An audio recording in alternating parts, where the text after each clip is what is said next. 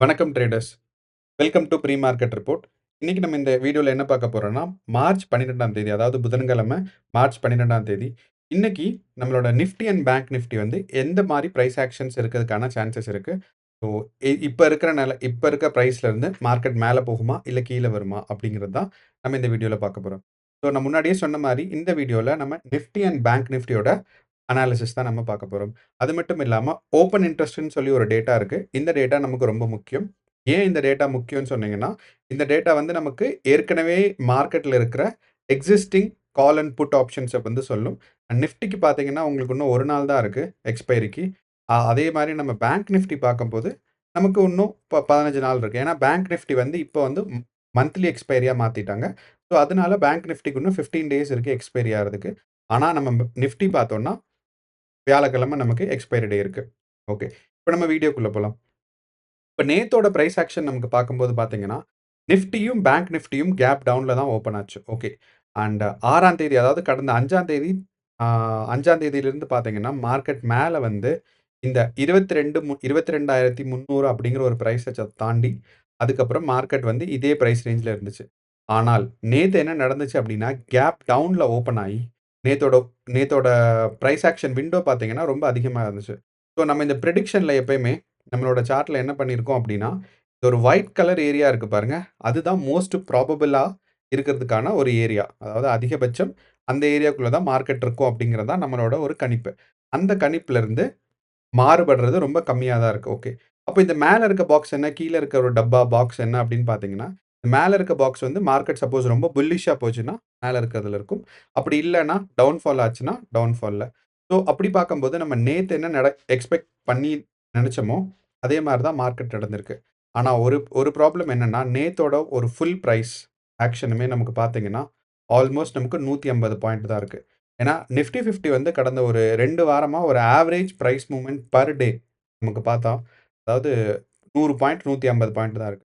So இத வச்சு நமக்கு பார்க்கும்போது, சாரி நிஃப்டி 50 வந்து நேத்து 150 பாயிண்ட் வந்தது கரெக்ட்டான பிரைஸ் ரேஞ்ச் தான் சொல்லியிருந்திருக்கும். அப்போ ஓப்பன் இன்ட்ரெஸ்ட் டேட்டா நமக்கு பார்க்குறோம். நிஃப்டி 50லன்னு பார்த்தீங்கன்னா, நான் ஏற்கனவே சொல்லியிருந்தேன். இதோட ஓப்பன் இன்ட்ரெஸ்ட் பிரைஸ் வந்து நமக்கு நிஃப்டி 50ல ஒரு வைட் ஸ்ப்ரெட்டா இருக்கு. வைட் ஸ்ப்ரெட்னா என்ன அப்படின்னு நான் நான் உங்களுக்கு கிளியரா சொல்லணும்னா, நமக்கு வந்து பேங்க் நிஃப்டி பார்க்கலாம். இப்ப பேங்க் நிஃப்டில பார்த்தா, நமக்கு வந்து இப்போ அட் த மனிலருந்து ஒரு 4 பிரைஸ் ரேஞ்ச் மட்டும் தான் நமக்கு அழகா தெரியுது. ஸோ நீங்க பார்த்தீங்கன்னா தெரியும் கிளியரா. 1, 2, 3, 4 அவ்வளோதான். ஸோ கால் ஆப்ஷன் பார்த்தா ஒண்ணே ஒண்ணு. அப்ப இது வந்து ஸ்ட்ராங்கான ரெசிஸ்டன்ஸ். புட் ஆப்ஷன் பார்த்தீங்கன்னா, இங்க ஒரு ரெசிஸ்டன்ஸ் இருக்கு. இங்க ஒரு ரெசிஸ்டன்ஸ் சப்போர்ட். 47,000ல ஒரு சப்போர்ட் இருக்கு இங்க. ஸோ இந்த மாரி கிளியரா இருந்ததுனா, இதுக்கு பேர் வந்து அதோட டிஸ்ட்ரிபியூஷன் அதிகமா இல்லன்னு அர்த்தம். அப்படின்னா மார்க்கெட் எந்த பக்கம் போகுங்கிறத பேங்க் நிஃப்டி பிரைஸ் ஆக்ஷன் கிளியரா ஃபாலோ பண்ண போகுது.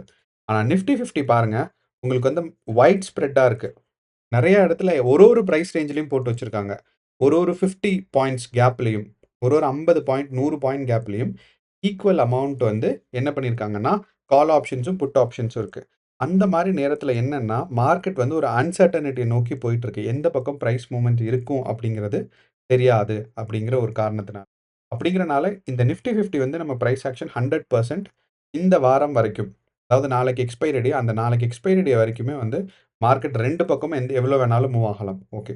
ஆனா அதிகமா ப்ராபபிலிட்டி எங்க இருக்குன்னு பார்த்தீங்கன்னா, அதிகபட்சம் வந்து 22,200 இதுக்கு கீழ மார்க்கெட் போறதுக்கான சான்சஸ் ரொம்ப ரொம்ப கம்மி. அப்போ இந்த 22,200 நம்ம இங்க ஒரு பாக்ஸ் போட்டு வச்சிருக்கோம் பாருங்க. இதுதான் வந்து ஒரு சான்ஸ் வந்து இத தாண்டி கீழ போறதுக்கு ரொம்ப கம்மி. சரி. அப்படியும் இத தாண்டி போயிருச்சு. ஏன்னா நம்ம மார்க்கெட் இஸ் ஆல்வேஸ் அன்பிரெடிக்டபிள். அப்போ இத தாண்டிருச்சுன்னா எங்க நிக்கும்னா 22,000 அதுதான் நம்ம இங்க ஒரு பாக்ஸ் போட்டு வச்சிருக்கோம். ஸோ 22ல 22,000 வரைக்கும்னு சொல்லி. ஸோ அத நான் அப்படியே வந்து இன்னைக்கும் நான் வந்து நம்மளோட அனாலிசிஸ்ல எக்ஸ்டெண்ட் பண்ணிக்கிறேன். ஓகே.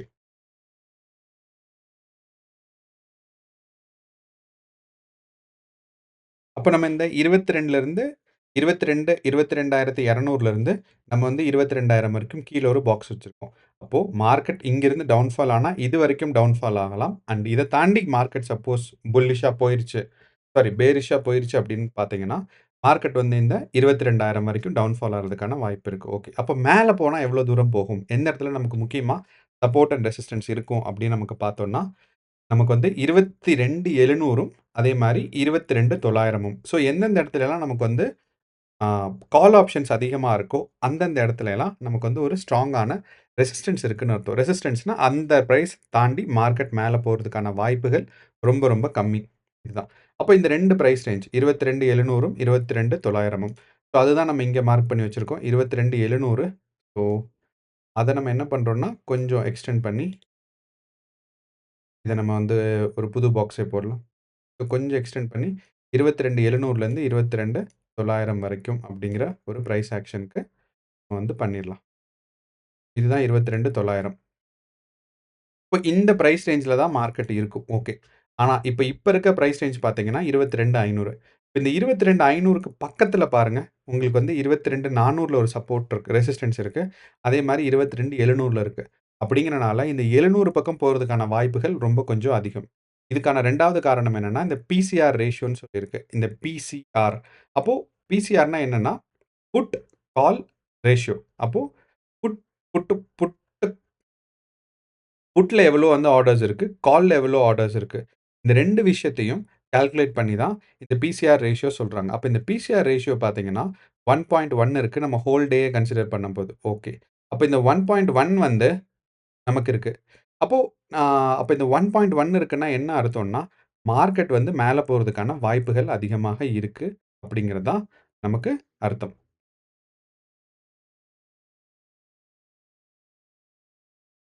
அப்போ இந்த பிசிஆர் ரேஷியோ 1.1 இருக்கிறதுனால, மார்க்கெட் வந்து மேல போறதுக்கான சான்சஸ் இருக்கு. அப்படிங்கிறனால, மார்க்கெட் இப்ப இருக்கிற பொசிஷன்லேருந்து 22,700 போறதுக்கான வாய்ப்புகள் அதிகமாக இருக்கு. ஸோ இந்த மாரி போறதுக்கு. அப்போ நீங்க வந்து அவுட் ஆஃப் த மனில நீங்க பொசிஷன் எடுக்க வேண்டாம். ஏன்னா, நிஃப்டி 50ய பொறுத்தளவு எக்ஸ்பைரி டே பக்கத்துல வந்துருச்சு. அப்படிங்கிறனால, உங்களுக்கு வியாழக்கிழமை மட்டும் தான். வெள்ளிக்கிழமை வந்து மார்க்கெட் லீவ் வேற. நமக்கு ஹோலினால வர வெள்ளிக்கிழமை மார்க்கெட் வந்து லீவு. அப்படிங்கிறனால, மார்க்கெட் இன்னும் 1 நாளுக்கு அதாவது இன்னைக்கு ட்ரேடிங் செஷன் இல்லாம அடுத்த நாள் ட்ரேடிங் செஷன். எக்ஸ்பைரி டேக்கு அப்புறம் அடுத்த உங்களுக்கு ட்ரேடிங் செஷன் இல்லைங்கிறனால, உங்களுக்கு வந்து மார்க்கெட்டோட வாலடைலிட்டி கம்மியா இருக்கும். ஸோ அவுட் ஆஃப் த மனில நம்ம பொசிஷன் எடுத்தீங்கன்னா, வீக்லி எக்ஸ்பைரிக்கு பொசிஷன் எடுக்காதீங்க. நீங்க வந்து மந்த்லி எக்ஸ்பைரிக்கு பொசிஷன் எடுத்தா கூட ஓகே தான். ஆனா இப்போதைய நிலைமைக்கு நிஃப்டி 50ல அவுட் ஆஃப் த மனில பொசிஷன் எடுக்க வேண்டான்னு சொல்லுவேன். ஸோ அவுட் ஆஃப் த மனினா எவ்வளோன்னு எக்ஸ்பெக்ட் பண்றீங்க அப்படின்னா, 22,900க்கு மேலயும் 22,000க்கு கீழயும். இது வந்து first out of the money. அத விட சேஃபர் சைட்ல இருக்கணும்னா, 22,200க்குள்ள இருக்கணும். ஸோ இப்ப இருக்க பிரைஸ்ல இருந்து அதாவது 22,500ல லோவர் சைட் நீங்க வந்து மார்க்கெட் கீழ போகும் அப்படின்னு எக்ஸ்பெக்ட் பண்ணி எடுக்கிறீங்க. இல்ல காலோ இல்ல புட்டோ எடுக்கிறீங்க அதுக்கு தகுந்த மாரி அப்படின்னா பையிங், செல்லிங் இது எது வேணா பண்ணலாம். ஸோ மார்க்கெட் கீழ போனா தான்னு இல்ல. நீங்க வந்து புட் செல் பண்ணலாம், புட் பை பண்ணலாம். ஓகே. என்ன நடந்தாலும் நீங்க வந்து 22,200 அப்படிங்கிற ரேஞ்சுக்குள்ளயும் 22,700 ஸோ இந்த 500 பாயிண்ட் டிஃபரன்ஸ்க்குள்ள நீங்க பொசிஷன் எடுத்தீங்கன்னா, உங்களோட சான்சஸ் ஆஃப் வின்னிங் வந்து கொஞ்சம் அதிகம். ஏன்னா எக்ஸ்பைரி டேக்கு 1 நாள் இருக்கு. ஸோ இது நம்ம நிஃப்டி 50ய பொறுத்தளவு அனாலிசிஸ். ஓகே. இப்ப நம்ம பேங்க் நிஃப்டி பார்த்தோம்னா, பேங்க் நிஃப்டி ரொம்ப ஒரு கவலைக்கிடமான நிலைமையில இருக்கு. என்னன்னா, அதாவது போன வாரம் புதன்கிழமை போன வாரம் புதன்கிழமையிலிருந்து அதாவது 5ஆம் தேதி மார்ச் என்ன நிலைமையில இருந்துச்சோ, அங்கிருந்து நமக்கு பார்த்தோம். ஒரு ஒரு கன்சாலிடேஷன் ஸ்டேட் அதாவது பார்த்தீங்கன்னா, இந்த 48,500 அப்படிங்கிற சொல்ற ஒரு பிரைஸ்க்குள்ள மார்க்கெட் வந்து மூவ் ஆச்சு. இப்போ ஒரு 7 நாள், 8 நாளா அதாவது ஒரு 5 பிளஸ் 2 ஒரு 7 நாள் ட்ரேடிங் செஷன். இந்த 7 ட்ரேடிங் செஷன்ல இருந்த கன்சாலிடேஷன் ஃபுல்லுமே ஒரு 2 ஹவர்ஸ்ல மார்க்கெட் கீழ இறங்கிருச்சு. அதுக்கடுத்து நேத்து வந்து ஒரு பிரைஸ் கேப் டவுன்ல ஓப்பன் ஆச்சு மார்க்கெட். உடனே மார்க்கெட் கீழ இறங்கி இருந்துச்சு. ஸோ இந்த ஃபுல் ப்ராஃபிட் அதாவது இந்த ஒரு அக்யூமுலேஷன் ஃபேஸ்ல இருந்தத கடைசி ஒரு 1 ஹவர் ஆஃப் 10த் அதாவது திங்கட்கிழமையோட கடைசி 1 மணி நேரமும், அடுத்து வந்து நம்மளோட செவ்வாய்க்கிழமையோட கேப் டவுன்லயும் மார்க்கெட்ட மொத்தமா முடிச்சிருச்சு. அப்படின்னா, மார்க்கெட் வந்து செமையான டவுன்ஃபால் ஆயிருந்திருக்கு. நமக்கு பேங்க் நிஃப்டில. அப்போ அந்த டவுன்ஃபால் கன்டின்யூ ஆகுமான்னா, ஆகாது. ஏன்னா, இவ்ளோ பெரிய ஸ்ட்ராங் டவுன்ஃபால் அதாவது ஒரு 1.2% அதாவது 1.3% அப்ராக்ஸிமேட்டா நமக்கு வந்தது. அப்ப இந்த 1.2% டவுன்ஃபால் ஆனது, மார்க்கெட் வந்து ரெக்கவரி ஆகுறதுக்கு கொஞ்சம் லேட் ஆகும். ஸோ, அப்போ அப்வர்ட் மூவ்மெண்ட்ஸோ, டவுன்வர்ட் மூவ்மெண்ட்ஸோ எக்ஸ்பெக்ட் பண்றது ரொம்ப கம்மி தான். அப்படிங்கிறனால, இப்ப நடந்த மாரி அட்லீஸ்ட் இன்னொரு 2, 3 நாளைக்காவது இந்த கன்சாலிடேஷன் ஃபேஸ்ல போயிட்டுருக்கும் மார்க்கெட். அப்போ இன்னைக்கு 12ஆம் தேதி மார்க்கெட் என்ன நடக்கலாம் அப்படின்னா, நமக்கு வந்து பேங்க் நிஃப்டியோட கால் அண்ட் புட் ஆப்ஷன் பார்க்கும்போது. இப்போ இங்க தான் நமக்கு ஒரு ட்விஸ்ட். யூசுவலா இந்த புட் ஆப்ஷன் வந்து பார்த்தீங்கன்னா, எப்பயுமே அட் த மனிக்கு லெஃப்ட் சைட்ல தான் இருக்கும். அதாவது இங்க அட் த மனி இருக்கு. நம்ம வந்து இப்போ வேற ஏதாவது நான் பிரைஸ் பாருங்க. அட் த மனி இருக்குன்னா, இந்த கிரீன் கலர் பார் அதிகமா இருக்கிறது எங்க இருக்கும் அப்படின்னு பார்த்தீங்கன்னா, அதுக்கு வலது பக்கம் தான் இருக்கும். ஓகே. அப்போ இதே மாரி தான் எல்லா டைமும் நடந்திருக்கு. நீங்க வந்து ஹிஸ்டாரிக்கலா நீங்க பேக்கிரவுண்ட் எடுத்து பார்த்தாலும். ஆனா, இந்த மாரி நடக்கிற விஷயம், இப்ப நீங்க பாருங்க. அட் த மனிக்கு பக்கத்துல புட் ஆப்ஷன் இருக்கு. அப்படிங்கிற நடக்கிறது ஒரு ஹிஸ்டாரிக்கலா பார்க்கறது ரொம்ப ரொம்ப ரேரான விஷயம். அப்போ இதுல நம்ம முக்கியமான விஷயம் என்ன தெரிஞ்சுக்கலாம்னா, டவுன்ஃபா சாரி. ஆ அப்ப டவுன்ஃபால் ஆனது கண்டிப்பா இன்னைக்கு வந்து கேப் அப்க்கான வாய்ப்பு ரொம்ப அதிகமா இருக்குன்னு அர்த்தம். அப்போ இன்னைக்கு மார்க்கெட் வந்து கேப் அப் வரதுக்கான வாய்ப்புகள் ரொம்ப கொஞ்சம் அதிகம். அப்படிங்கிறனால இந்த 48,800ல இருந்து மார்க்கெட் இன்னைக்கு என்ன நடக்கலாம்? நேத்து எப்படி கேப் டவுன் ஆச்சோ, அதே மாரி கேப் அப் இன்னைக்கு ஓப்பன் ஆகி 48,000லேருந்து மார்க்கெட் தொடங்குறதுக்கான வாய்ப்பு அதிகமாக இருக்கு. அப்ப இந்த 48,000லேருந்து தொடங்குனா மார்க்கெட் எங்க எங்க போய் முடியும்? அப்படின்னு நீங்க கேட்டீங்கன்னா, இந்த 48,000லேருந்து தொடங்குனா 48,500 தான் ஒரு பிரைட்டான இடம் மார்க்கெட் போய் முடியறதுக்கு. அப்படிங்கிறனால இங்கருந்து மார்க்கெட் இதுவரைக்கும் போகும். அப்போ எப்பயுமே இந்த கேப் டவுன் ஓப்பன் ஆச்சுன்னா, இந்த கேப் ஃபில்லிங்ன்னு ஒரு கான்செப்ட் இருக்கு. இந்த கேப் ஃபில்லிங் வந்து கண்டிப்பா ஒரு 1, 2 டேஸ்ல நடந்துரும். அப்படிங்கிறனால இன்னைக்கு நம்ம பேங்க் நிஃப்டில இந்த இடத்துல கேப் ஃபில்லிங் ஓப்பன் ஆகி மார்க்கெட் 48,500 வரைக்கும் போறதுக்கான வாய்ப்பு அதிகமாக இருக்கு.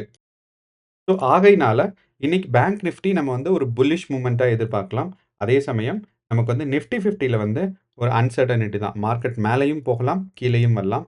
ஆனா பிரைஸ் ரேஞ்ச் வச்சு பார்த்தா, நமக்கு ஒரு 100 பாயிண்ட் இல்லன்னா 150 பாயிண்ட் மூவ்மெண்ட்ஸ்க்கான சான்சஸ் தான் நமக்கு வந்து நிஃப்டி 50ல இருக்கு. அதே சமயம் நமக்கு பேங்க் நிஃப்டிய பார்க்கும்போது ஒரு 500 பாயிண்ட் டிஃபரன்ஸ்ல மார்க்கெட் மூவ் ஆகுறதுக்கான சான்சஸ் இருக்கு. அண்ட் பேங்க் நிஃப்டியோட பிரைஸ் மூவ்மெண்ட்ஸ் வந்து ரொம்ப அதாவது பிரைஸ் ஆக்ஷன கிளியரா ஃபாலோ பண்ணும். காரணம் என்னன்னா, 1 எக்ஸ்பைரி டே வந்து லென்த் ஆக்கிட்டாங்க. அப்படிங்கிறனால, அதாவது ஆப்ஷன் அண்ட் ஃபியூச்சர்ஸோட எக்ஸ்பைரி டே வந்து 1 மாசம் எக்ஸ்பைரி ஆக்கிட்டாங்கறனால, அதோட வாலட்டிலிட்டி குறைஞ்சிருச்சு. இது ஒரு முக்கியமான காரணம். அதான் பிரைஸ் ஆக்ஷன் கிளியரா ஃபாலோ ஆறதுக்கு. ஸோ இதுதான் நம்மளோட pre market analysis Nifty and bank Nifty. So உங்களுக்கு வேற ஏதாவது டவுட்ஸ் இருக்கு அனாலிசிஸ்ல இல்ல வேற சம்மந்தமான வேற எதா ட்ரேடிங் சம்மந்தமான வேற எந்த டவுட் இருந்தாலும் கமெண்ட் பாக்ஸ்ல கமெண்ட் பண்ணுங்க. நம்ம அதுக்கு ரிப்ளை பண்றோம். அது மட்டும் இல்லாம, நம்ம ஒரு ட்ரேடிங் கம்யூனிட்டி அதாவது ஒரு நம்மளே ஒரு இந்த ட்ரேடர்ஸ்க்கான ஒரு தமிழ் கம்யூனிட்டி ரெடி பண்ணலான்னு சொல்லி தான் நம்ம ஒரு டெலகிராம் சேனல் ஆரம்பிச்சிருக்கோம். அண்ட் நெறைய நம்மளோட வியூவர்ஸ் வந்து கமெண்ட்ல கேட்டிருந்தாங்க. உங்களுக்கு வாட்ஸ்அப் குரூப் இருக்கா? டெலகிராம் குரூப் இருக்கான்னு. ஸோ நம்ம ஒரு சின்னதா இப்ப தான் நம்ம ஆரம்பிச்சிருக்கோம். ஸோ நம்பர் ஆஃப் மெம்பர்ஸ் வந்து கம்மி தான். ஸோ நீங்க இத பார்த்துட்டு இருக்கீங்க அப்படின்னா, நீங்க வந்து கண்டிப்பா ஜாயின் பண்ணுங்க. ஸோ தட் உங்களுக்கு டவுட்ஸ் இருக்கு, இல்ல நம்மளோட தாட்ஸ் எல்லாம் பகிர்ந்துக்கலாம். ஏதாவது ஒரு நியூஸ் வருது, இல்லன்னா இன்னைக்கு என்ன நடக்கலாம் அப்படிங்கிறத நம்ம பகிர்ந்துக்கலாம் இந்த டெலகிராம் குரூப்ல. ஸோ நன்றி, வணக்கம்.